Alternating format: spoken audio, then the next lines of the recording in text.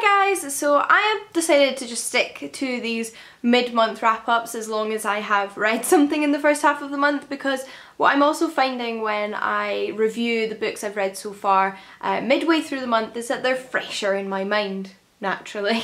So I feel like I can say more about them, which means here I am with the first 5 books I have read in the month of October to give you mini reviews of them all. I am going to start with the one that was in my currently reading video, because that might be of interest to you if you already saw it in that video, and that is Hearthstone by L. Catherine White. This is a period fantasy novel with my favourite magical creatures, dragons.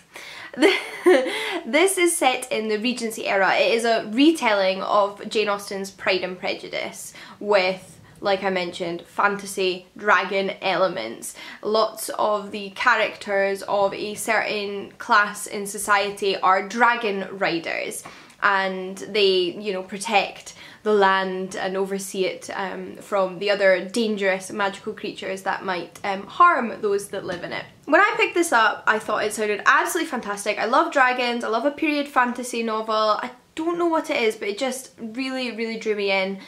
But I did think this could go one of two ways. It could be a complete and utter flop. It could just be like a really bad fantasy knockoff of Pride and Prejudice, or it could be amazing. I think that the author really nailed it on this one, actually. I think if you like Jane Austen, if you like Regency era novels, if you like a period story and also like a fantasy book and like dragons and magical creatures, then you'll definitely like this. I think the author definitely added in her own unique takes to things and made it feel like a very real world. It didn't feel like the Regency era with a dragon dumped on top. It felt like a thought through version of the past in which the fantasy elements and magical creatures were real, and that changed society in certain ways, and I like that.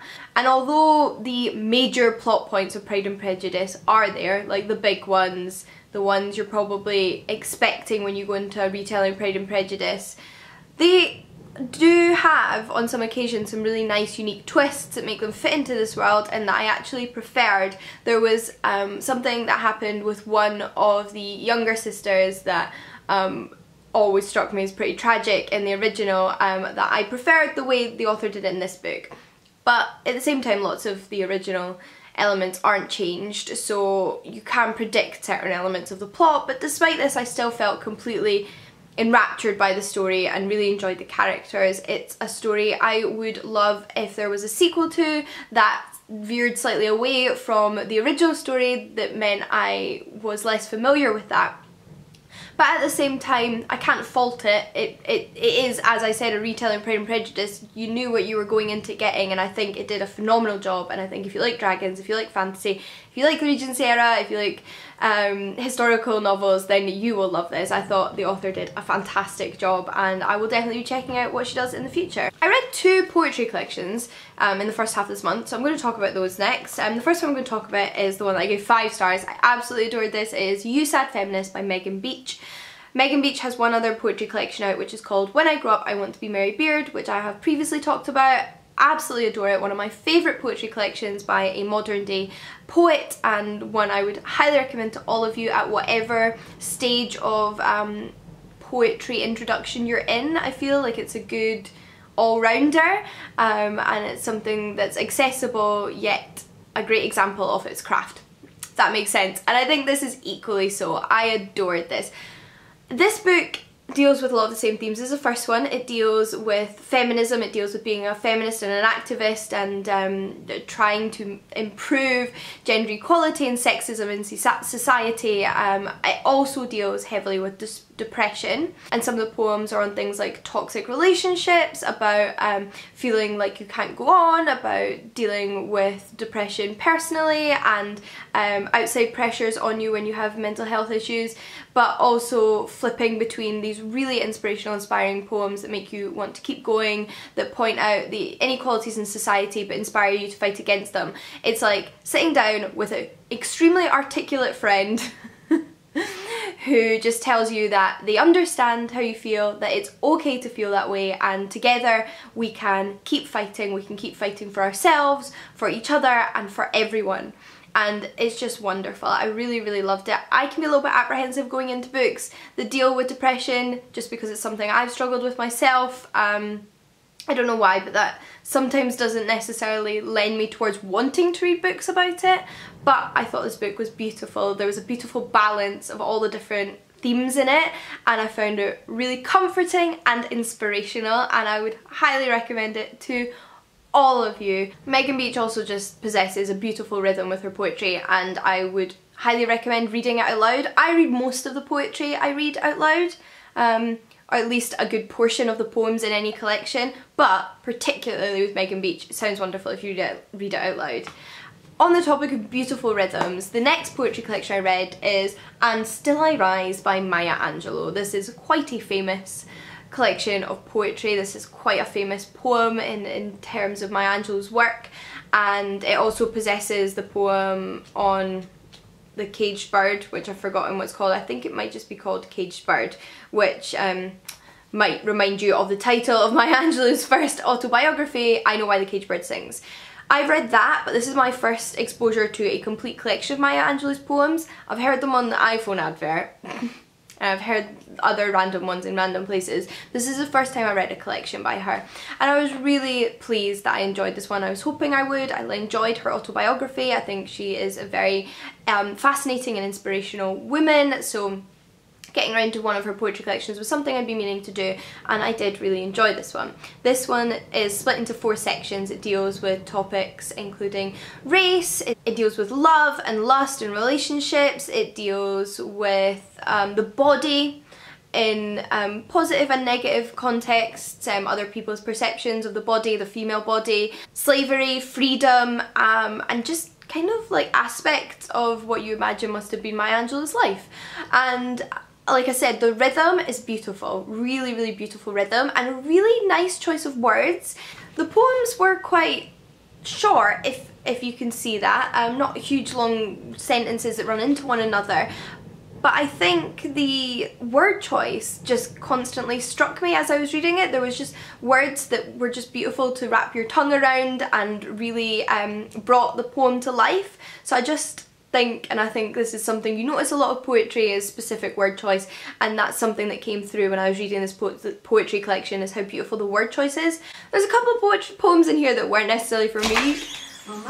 There was like 3 poems in here that weren't necessarily for me out of a huge selection. I loved Caged Bird, but there was this one poem that was basically like a ode to meat and lusting over steaks, which as a vegetarian just didn't obviously click with me in any way, but that's not a criticism of the overall poetry collection. Sometimes you can't love all the poems, and overall I really enjoyed this one. Next up is The Visitors by Catherine Burns. I received this book in my Page Habit subscription box, which I was sent by the company. I did an unboxing of it, so I'll link it above if you're interested. It is a monthly subscription service where you can pick what genre of book you want to get every month, so there's a nice selection, and I went for the mystery in the hopes of getting a bit of a mystery thriller, and I did, and this is definitely more towards the literary mystery than a sort of fast-paced thriller.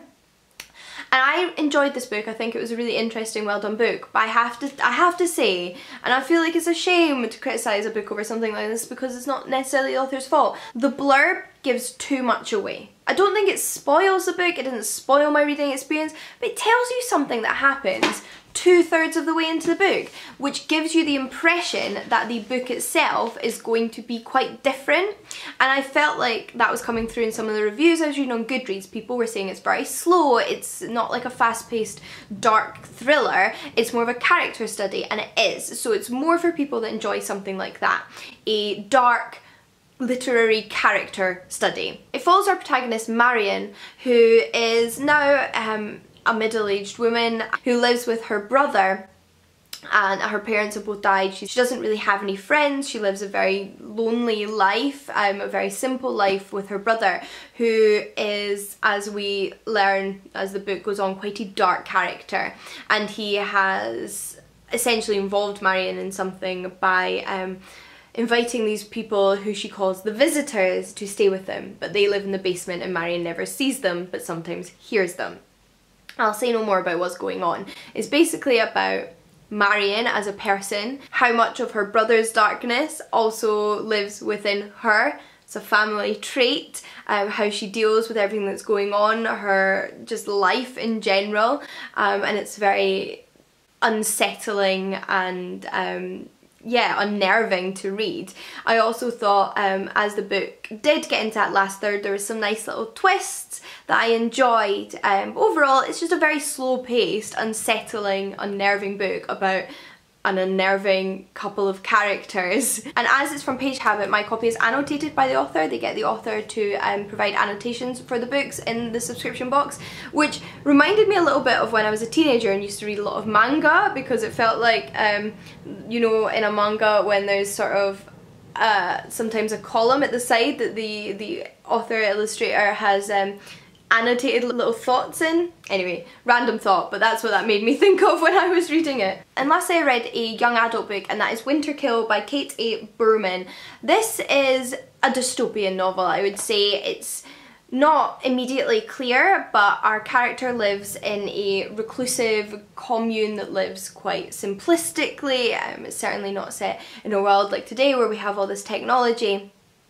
So it almost feels like it's set in the past, but it's actually set after something has happened and people have sort of fled their different communities and ended up settling in these very tight-knit small communities, not sure if there's anybody else outside of their world. So they pretty much stay within the walls of their settlement, not really allowed to venture out. They live according to strict rule code that keeps them all in their place to make sure that they don't put the community in danger. And our protagonist is a bit of an outcast. Her grandmother did something quite a few years ago that stained their family's reputation. She also, as the back tells you, has been put in the situation where she is expected to marry somebody quite high up in their community that she doesn't want to marry, as she's interested in another young man in their settlement.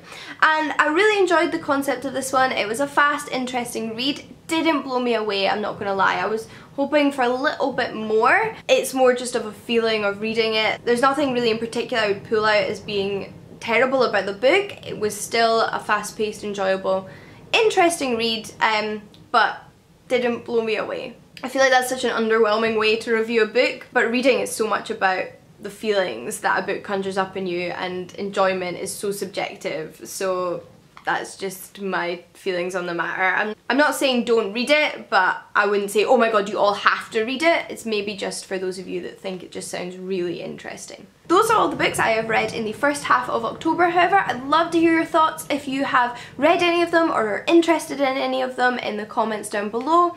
Let me know what you have been reading in the first half of the month. I'd love to hear about it. And have you read any poetry collections actually that you've enjoyed recently, as I have been back onto my poetry recently. But until next time guys, happy reading, and I'll see you all again soon. Bye!